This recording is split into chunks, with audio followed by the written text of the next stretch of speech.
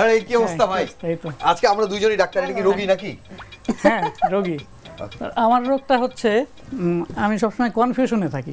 যেমন আজকে সেটে আসার পর আমি ফার্স্ট কনফিউশনে পড়ছি যে এটা কি বাংলা ভিশনে আসছি নাকি ডাক্তারখানা।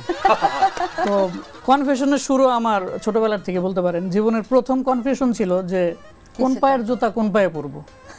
তার থেকে বড় কনফিউশন ছিল রাতে ঘুমাতাম এক রুমে, ঘুম থেকে উঠে দেখতাম আরেক রুমে। ভাগ্যি সেই কনফিউশনটা আপনার হয় নাই যে মায়ের পেট থেকে বের হব কি হব না। তারপরে যখন বড় হলাম আস্তে আস্তে মোবাইল হাতে আসা শুরু হলো। মোবাইল চালাচ্ছিলাম, তো আমার সমস্যা হচ্ছে আমি কিছুদিন পর পর মোবাইল নষ্ট করে ফেলতাম। তখন বাপ মা আবার কনফিউশনে পড়ে যেত যে ছেলের কারণে মোবাইল নষ্ট হচ্ছে না, মোবাইলের কারণে ছেলে নষ্ট হচ্ছে। আজকে যেহেতু আমরা একজন ভালো ডাক্তার পেয়েছি আমাদের সাথে, তো আমি ডাক্তার রোগী রিলেটেড আমার কিছু লাইফ এক্সপিরিয়েন্স শেয়ার শুনি অনুমতি যদি পাওয়া যায়। তো রনি ভাই জানেন আমার কিছুদিন আগে পা ভেঙেছিল। তো আমি হসপিটালে গেলাম। হসপিটালে যাওয়ার পরে যখন আমার নাম এন্ট্রি হচ্ছে, লিখছে নাম মোহাম্মদ তৌহিদ, বয়স এত, আপনি কি বিবাহিত? আমি বললাম বিশ্বাস করেন এটা অ্যাক্সিডেন্টই ভাঙছে।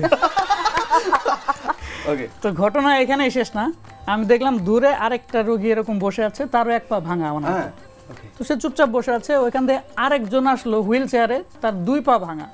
তো যার এক পা ভাঙা সে দুই পা ভাঙালাকে বলতেছে ভাই আপনার বুকি দুইটা। একটা রোগী আসছে তার একটা অদ্ভুত রোগ নিয়ে, ডাক্তারকে বলতেছে ডাক্তার আমার একটা অদ্ভুত রোগ হয়েছে। বলতেছে আপনার কি রোগ হয়েছে? বলে আমি যার সাথে কথা বলি 2 মিনিট পরে তাকে চিনি না। তো ডাক্তার বলতেছে আগে আপনি ভিজিট দেন তারপরে কথা বলেন। এটা ভালো ছিল, বাট এটা কিন্তু আমি খেয়াল করে দেখেছি এই রোগটা আমার বন্ধুদের মধ্যেও আছে, যখন তারা টাকা ধার নেয় আর কি। অপারেশন থিয়েটারে এক মেয়ে বললো যে প্লিজ ডাক্তার অপারেশন করার আগে আমার হাজবেন্ডের ভিতরে আসতে বলেন। বলছে কেন? আপনি তাকে দেখলে মানসিক শক্তি পাবেন এই কারণে? আসলে নিয়ম তো নাই, কেন আনতে হবে? বলছে বাইরে আপনার নার্সরা তো অনেক সুন্দরী, তাদের সাথে আড্ডা দিচ্ছে। এক মেয়ে দৌড়িয়ে দৌড়িয়ে ডাক্তারের কাছে আসছে যে ডাক্তার আমার কান পুড়ে গেছে, 2টা কান পুড়ে গেছে। তো ডাক্তার বললো যে আপনার 2টা কান কিভাবে পড়লো? যে আমি কাপড় আয়রন করছিলাম, এমন সময় ফোন আসছে, আমি ফোন মনে করে আয়রনটা কানে ধরছি। ডাক্তার বললো যে ঠিক আছে বুঝতে পারলাম, একটা কান হতে পারে, আরেকটা কান কিভাবে বললো? বলে ওই অ্যাম্বুলেন্সে ফোন দিতে গেছিলাম। অদ্ভুত রোগী যেরকম আছে সেরকম আবার অদ্ভুত ডক্টর আছে। অবশ্যই দেশের ডক্টর স্ট্রেঞ্জার।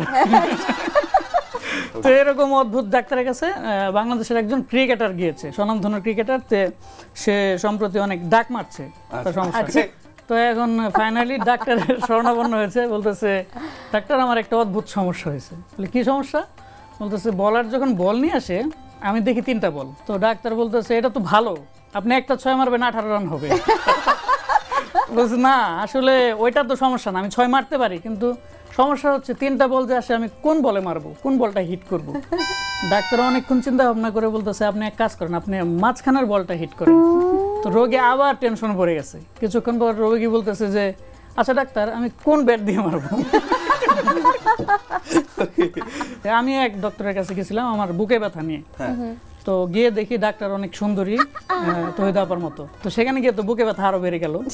তো আমি বললাম যে আমার তো বুকে ব্যথা, এখন এটা কিভাবে সারবে? তো ডাক্তার আমাকে প্রেসক্রাইব করলো কি, বললো যে আপনার যখনই বুকে ব্যথা করবে আপনি টনিক আক্কারের গান শুনবেন। টনিক আক্কার। তো আমি বললাম যে বুকে ব্যথা করলে টনিক আক্কারের গান শুনবো, এতে কি বুকে ব্যথা ভালো হয়ে যাবে? বলে না, এটা শুনলে আপনার মাথা ব্যথা শুরু হবে, আপনি বুকের ব্যথার কথা ভুলে যাবেন।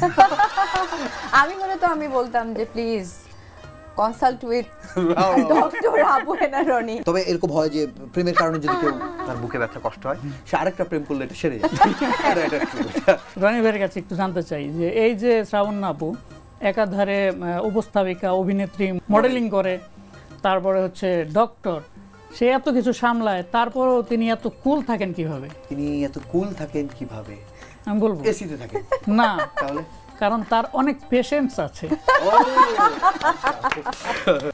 আপনার কাছে জানতে চাইবো যে আপনি এত কুল একটা মানুষ, আপনাকে দেখতে অনেক কুল লাগছে, কিন্তু রনি ভাইকে দেখতে এত হট লাগছে কেন?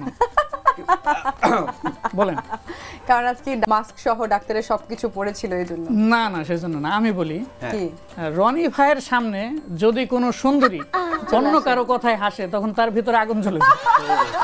ও my god, burning pain. Burning pain. আমি হচ্ছে দু একটা কনফিউশন বলবো, আপনি জাস্ট ক্লিয়ার করে দিন। নাম্বার 1, আমরা বিভিন্ন জায়গায় লেখা দেখি যে এখানে গোপন রোগের স্থায়ী সমাধান দেওয়া হয়। তো আমার কনফিউশন হচ্ছে এটা কি আসলে গোপন রোগের স্থায়ী সমাধান হবে নাকি স্থায়ী রোগের গোপনের সমাধান হবে? এটা নাম্বার 1 কনফিউশন। আমি কনফিউশন দূর করে দেই। হ্যাঁ। হাতুড়ে ডক্টর দিয়ে অনেক অনেক জায়গা মানে ভরে রয়েছে, তো তারা এই কাজটা করে। কোনো ডক্টর চেম্বারে এই ধরনের কোনো সাইনবোর্ড থাকে না এবং কোনো এই ধরনের কোনো কাজ করা হয়। তবে এক্ষেত্রে বলে দিই এটা স্থায়ী রোগের গোপনেই সমাধান। আপনি জানেন কি? হ্যাঁ, তাই তো আপনি জানেন। ওকে, আচ্ছা, সেকেন্ড কনফিউশন হচ্ছে ভাইয়ের বন্ধু ভাই হয়, বোনের বন্ধু বোন। বোন হয়, তাহলে বউয়ের বন্ধুরা কি দোষ করেছে? তাই তো। ওকে। হ্যাঁ, বউয়ের বন্ধুরা তো কোনো দোষ করেনি। দোষ করেনি।